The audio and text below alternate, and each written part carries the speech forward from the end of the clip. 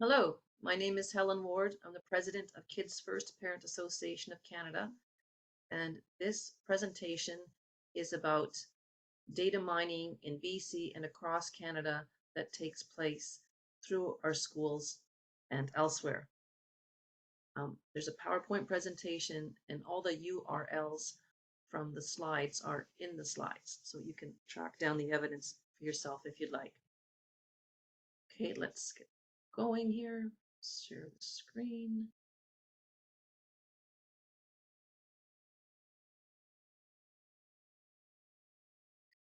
Okay, so that's us. We're at kidsfirstcanada.org. We've been around since 1987, and we are a registered charity and a registered society.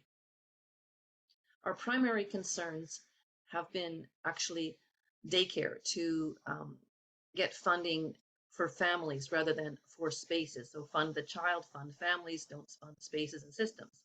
So back in 2006, I attended a meeting that was run by the Human Early Learning Partnership from UBC.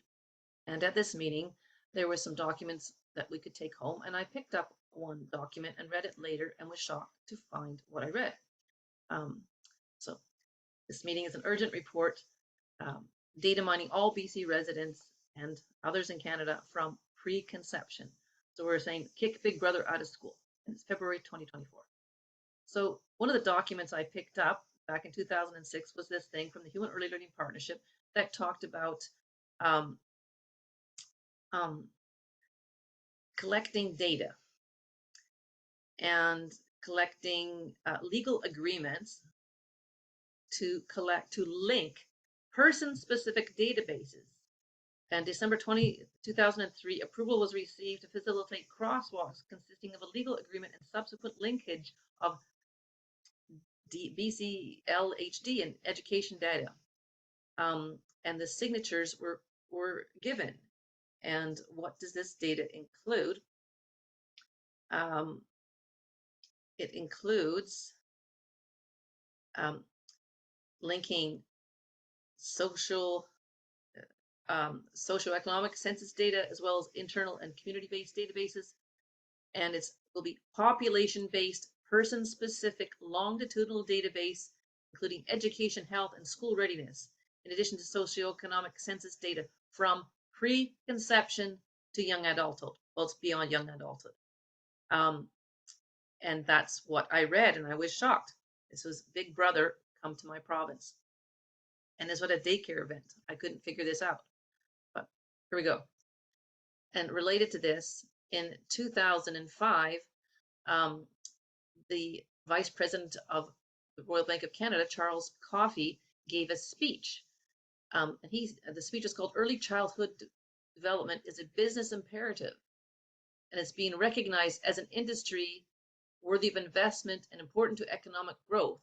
It has the potential to spawn new approaches to data collection, planning, professional development, management, finance, government policy, and advocacy. So Charles Coffey at the World Bank gave this speech back in 2005, around the time where I was at that meeting with help. So then we come to this thing called Population Data BC, www.popdatabc.ca. It's located at UBC and it's part of the School of Population and Health. So there's their website. You can look them up.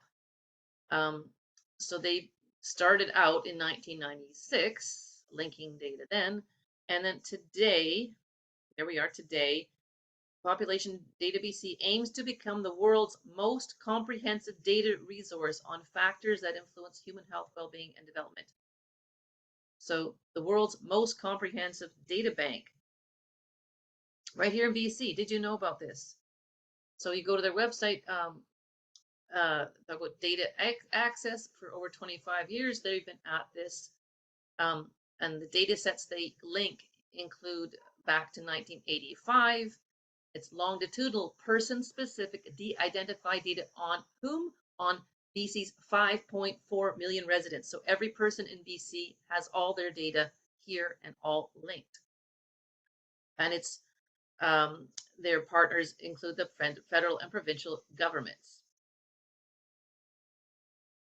So what is data linkage? Help explains. Well, under data linkage, it allows the researcher to track one individual data in one data source to another data source and to link them over their lifetime and to link their children and other relatives in there. So person X, we've got the perinatal data, so from before they were born, maybe preconception, marriage records, income records, workplace records, hospital records from very young age to their whole life and death and beyond. So on all BC residents. So the data linkage process, like Pop Data BC, is the one that does the linking of the data sets. So it performs linkage on the data that they get using personal identifiers and mathematical linkage techniques, basically high tech to link records belonging to the same individual. So your identifiers include your date of birth, your postal code, social insurance number, personal education number, language that you speak. And so they create something called the population directory. That is their data table, the data bank of all the individuals that they have information on. And it includes personal information such as your name, address, date of birth, and other relevant identifying information, as well as a number that they create for each of us. So we all have a number.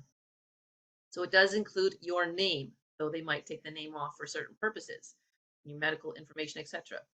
And if your name changes, they've got that record too. Who are their sponsors? Well, it's all the BC government ministries, your trusted ministries there, and perinatal services and federal Statistics Canada, Immigration Canada, Citizenship Canada, all your government data sets are linked by Population BC, Data BC, in their machinations. So some examples of the data sets they include. You go to their data set listing web page and you click on which area, health, for example. What do you get? You get COVID testing data, medical service plan payments, mental health service, and many more. If you click on the work and income data, you get immigration information and income band information from Revenue Canada. And you click on education, you get the social economic index, and you get all of your kindergarten to grade 12 assessments and other information as well. So the data is sold to researchers and that they pick or that they approve. So the fees are generally fall between 8,000 to 15,000. There's a waiver for the cost for students. Here's some of the fees that are out there. What do they pay for it? For medical services plan data, you pay $500 for that. For the EDI and the MDI, which we'll be talking about later, that's $1,000. Perinatal data is $2,000. So there's some of what you're worth, your data is worth to them.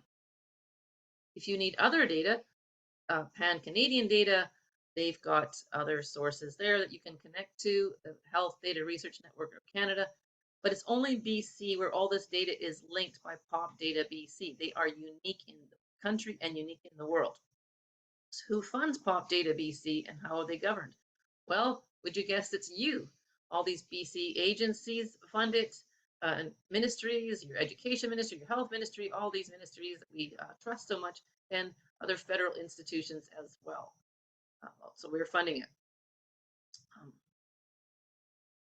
And their governance structure is kind of vague because they're not actually a government-run entity. They are not accountable in the legislature, and very, very few MLAs even know that this is there. So it's happening. It's been happening for years. They don't know about it. There's no accountability.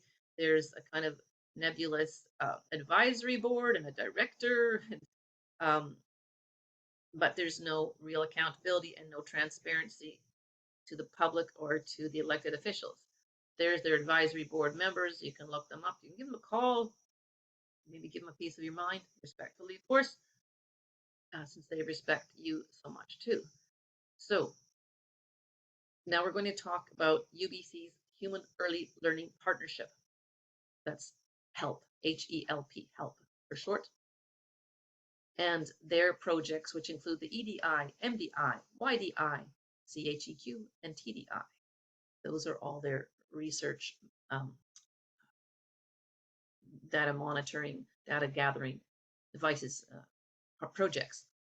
So HELP is located at UBC, also exactly where Pop Data BC is, in the School of Population and Public Health. They share an address. Isn't that surprising? And they're all about, of course, the healthy development of children and their families.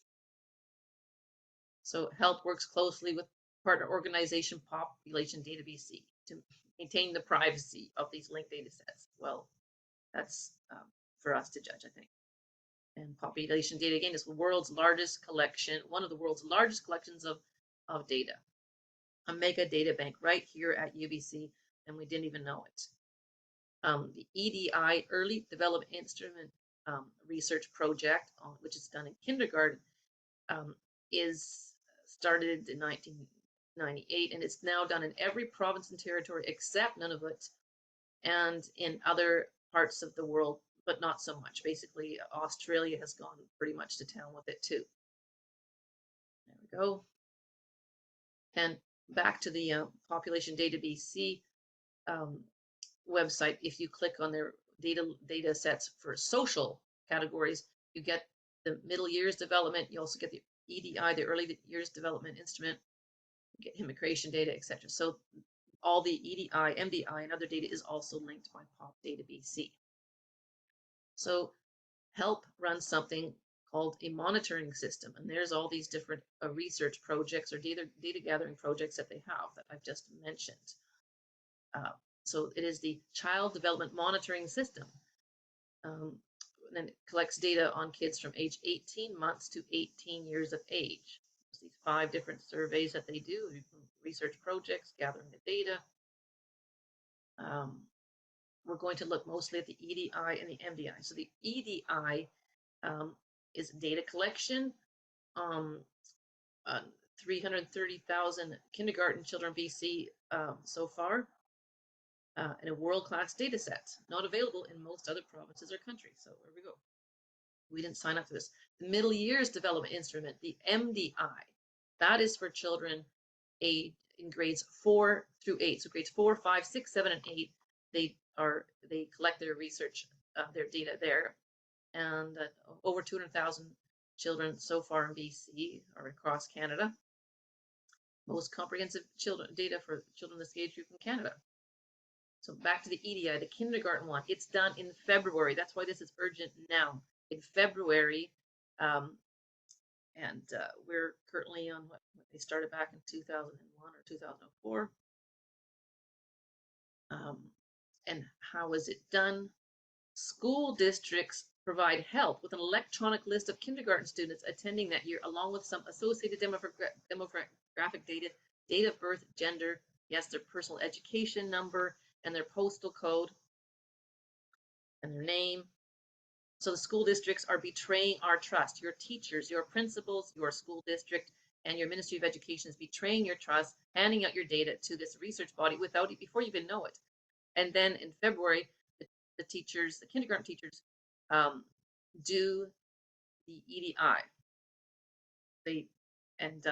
Parents are sent information letters. So parents are supposed to get these letters. Usually it's an email. You might not even get it. You might not read it.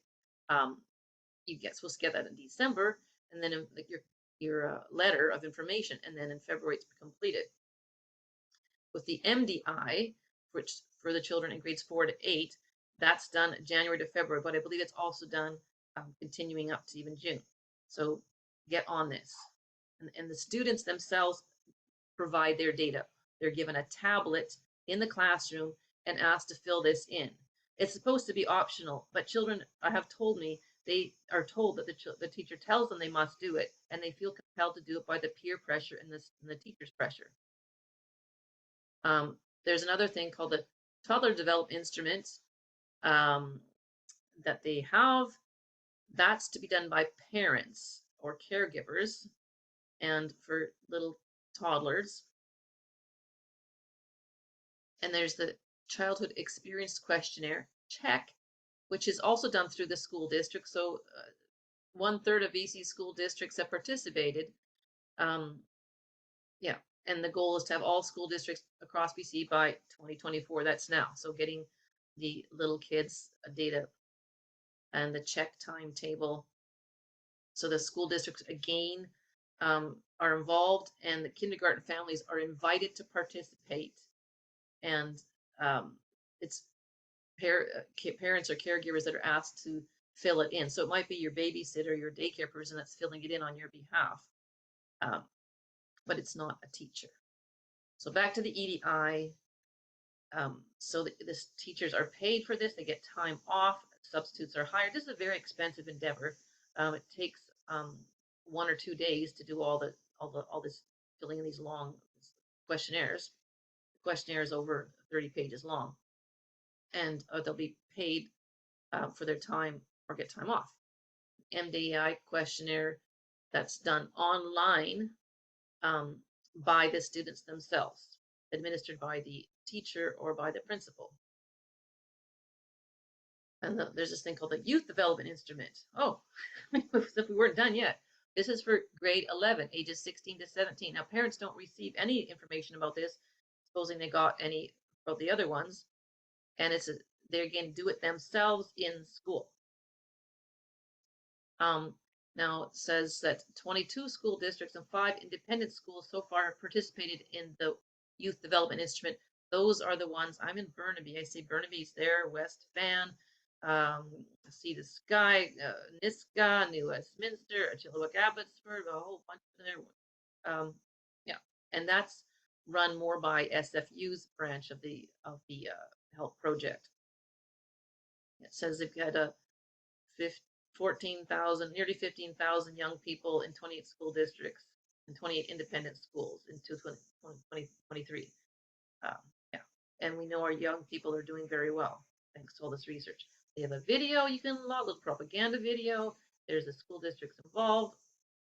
Okay, so all this work is done with what they call passive consent, and passive consent is no consent. Passive consent. Here we go. The EDI is voluntary using informed passive consent. Um, Parents and caregivers are fully informed about the EDI project and the use of data through information letters sent from health and the school district before the questionnaire is completed. Well, you're not fully informed. You might not even get the letter. You might not read it, and they don't care if you did or did not read it. So here's the EDI letter that goes out. It's got the school district's logo would be on it, as well as the help logo.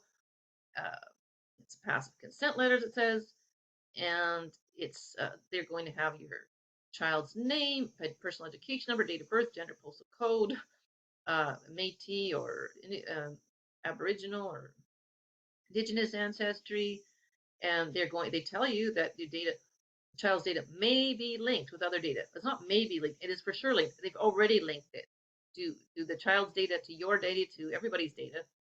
And also the child's data will go to McMaster University, because that's the Offord Center at McMaster University is the one that first came up with the EDI. So they also get your child's EDI information and your postal code and sex and month of birth and all that to enable approved national research. So there you go. And at the end of the letter that says, if you want to withdraw, you have to tell your child's teacher or contact help. So it's a negative opt-out. It's not consent. It's not informed consent. MDI, same letter, basically goes out to parents. There you are. Here's an explanation of why they use passive consent. There's a rationale. They wrote a paper about it in 2023 because it's actually an extremely controversial thing to do, to use passive consent. Yeah, there was passive consent. Well, the problem with passive consent is that active consent, like real consent procedures, result in lower response rates. Yeah, people don't want to do this. They say it's only for underrepresented populations, but actually nobody wants this to happen. Or very few people are happy with this kind of data linkage and data gathering on their kids and their families and everybody else. And to ensure consent letters have been distributed, but not actually read or received or understood. So help communicate gets when the letters were sent out, but they don't actually check that you received it or read it or anything. But there's a legal requirement for what the Privacy Commissioner of Canada calls meaningful consent. Meaningful consent. There's the brochure they have on that. Yes, and they have a video on their website, and it says your organization must obtain meaningful consent for collecting, using, and disclosing personal information. It's the law.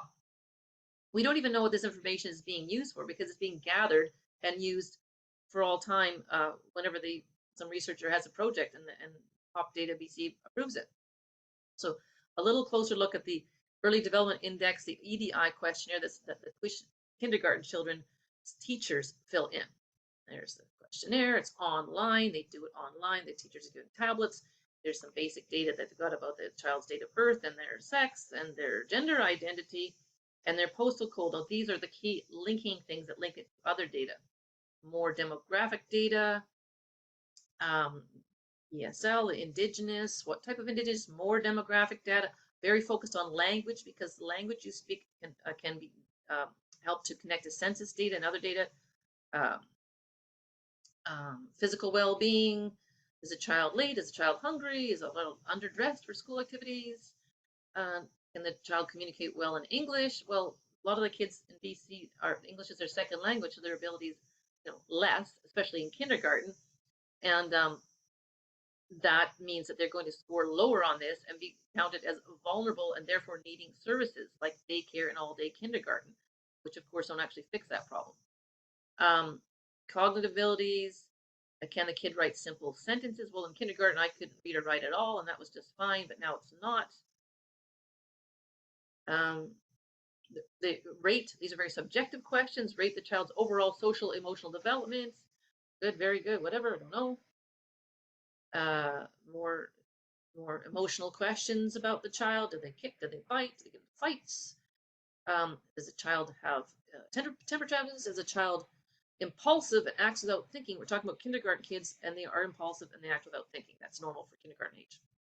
Does a child cry a lot? Is a child shy? Is a child incapable of making decisions? What decisions do you expect a kindergarten kid to make? Additional questions that again the kindergarten teacher may have no knowledge of. Has a kid been in daycare before kindergarten?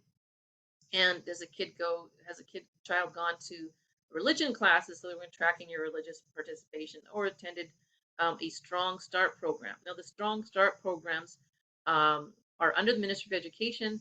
They are drop-in programs for children with a parent or caregiver from age 0 to 5.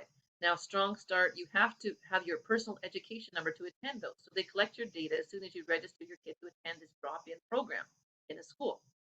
You might want to give them your actual correct information. The MDI questionnaire for grades 4 to 5. There we go. It's filled in by the students. The students are told that, this will help them have their voice heard, and that this is optional. They can withdraw from the survey. But of course, there's a lot of peer pressure and teacher pressure to not withdraw. And it's private, it's confidential. Well, we know it's not. And they manipulate the kids by telling you're helping other kids. You're helping us understand the kids. So thank you, kids. And do they have to tick off boxes? I understand that this is confidential and private. Well, it's not. And again, the data starts, date of birth. They already have it, but just checking in. Who do you live with? How many parents do you have most of the time? One parent, two parents. All this list here. And how many brothers and sisters you have? Let's get their data down too. And how do you describe your gender? And First Nations identity. Again, language is a focus because that's an identifier that can be linked to others. Then we start getting into the kids' emotional and inner life. I feel sorry about for other things. Things bother me. What's important to you? They're adults who are important to you. So the kids asked, is there any adult in the school that's important to you? And to provide the first letter of the person's name, so that staff member could also be linked in here. And also, is there a parent at your home or somebody like that who's supportive of you? So asking about the home life, the parent life.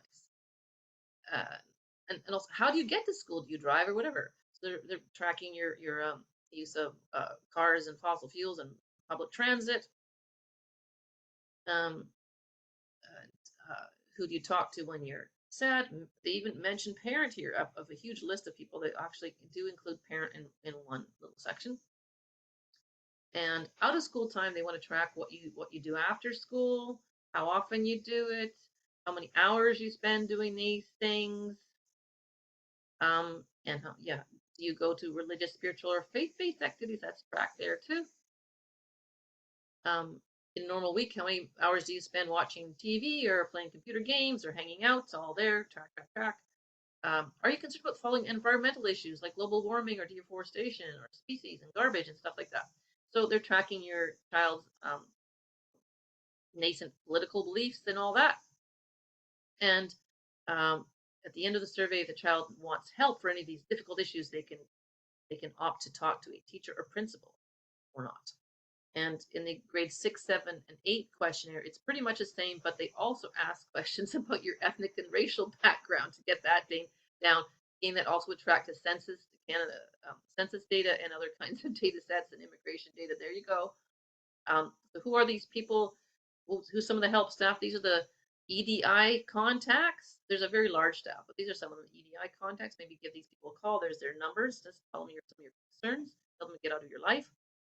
And MDI contacts. There we go. Ava Oberle, I believe she's one of the head people on this. Give them a call. Tell them what you think. Of course, respectfully, as they respect you. And what's some of the background to this Human Early Learning Partnership? They lobbied for all-day kindergarten and daycare, and they work with the World Bank and the World Health Organization. So remember that speech that Charles Coffey gave, I spelled his name wrong there, back in 2005 at the World Bank.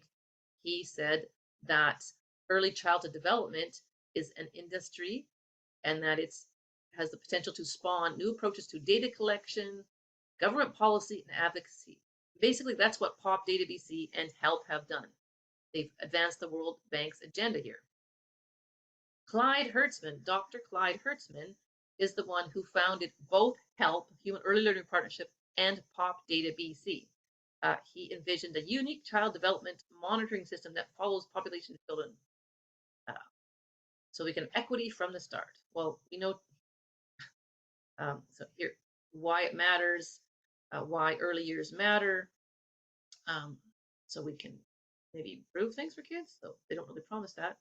And they also do advocacy initiatives. So they help works closely with the Coalition of Childcare Advocates of BC and other daycare lobbyist organizations to support the adoption and implementation of universal $10 day child daycare, and also the all-day kindergarten program.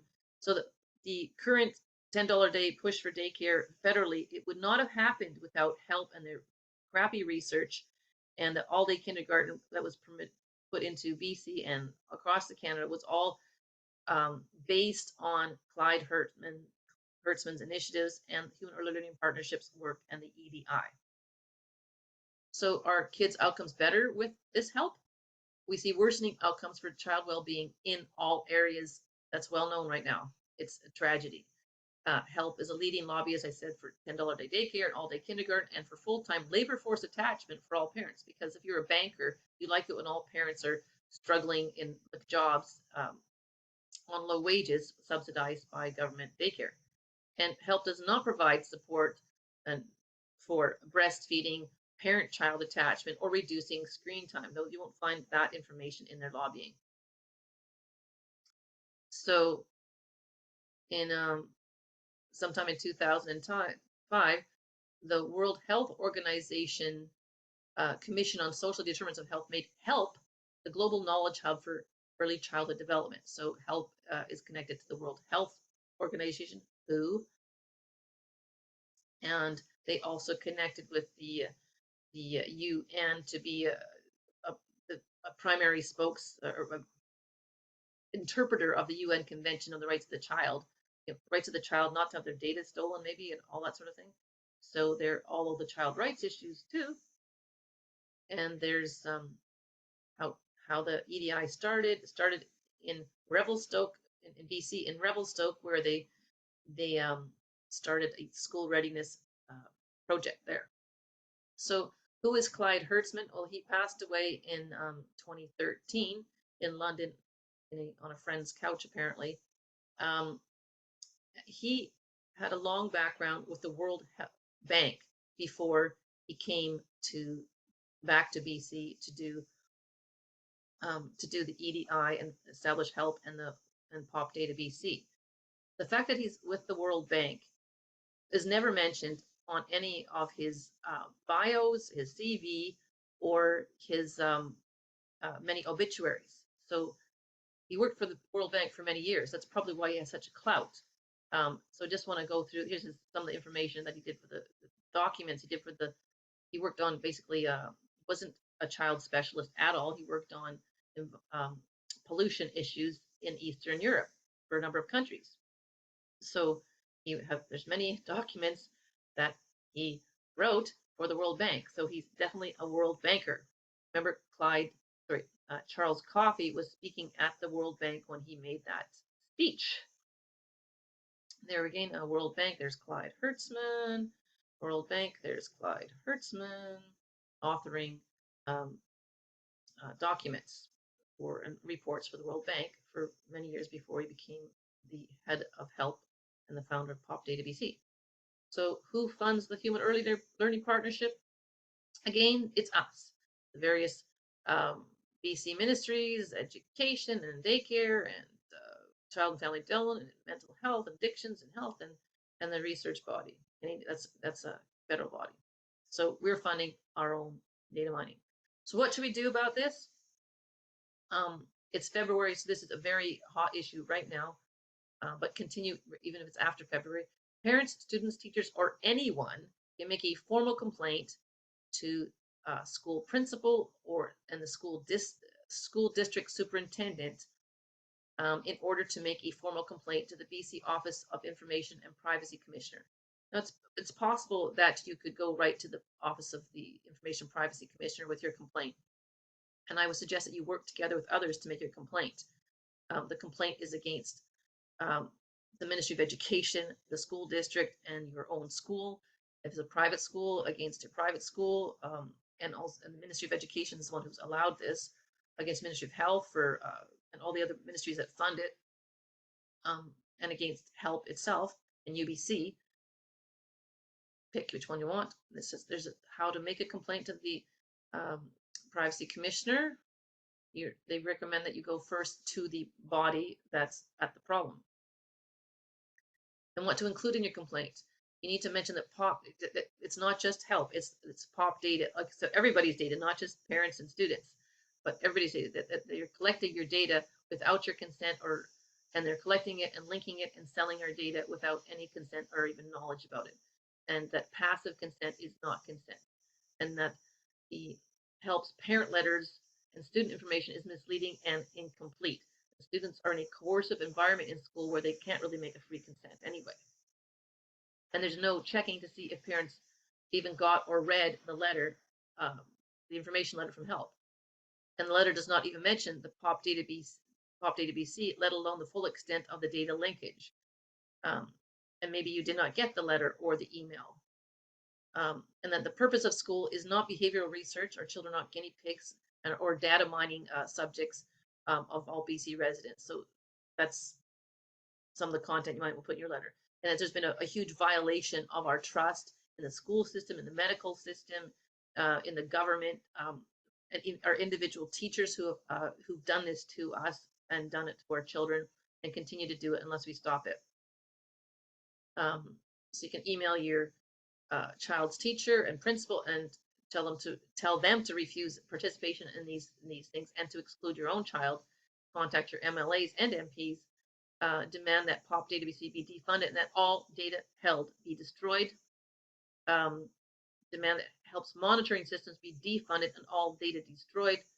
Demand an apology to all BC residents from the BC government, UBC, and from researchers working for HELP and POP Data BC. And tell everybody, everyone's privacy is being violated. So thank you. I hope this has been interesting and awakened your inner mama bear, or even whatever Your inner mother bear. There's the cubs. You need to protect them. Thank you again. I'm Helen Ward. I'm with Kids First Parent Association of Canada for www.kidsfirstcanada.org. This PowerPoint presentation will be on there with the video of this presentation. All the best. Thank you. I'm just going to sign out here.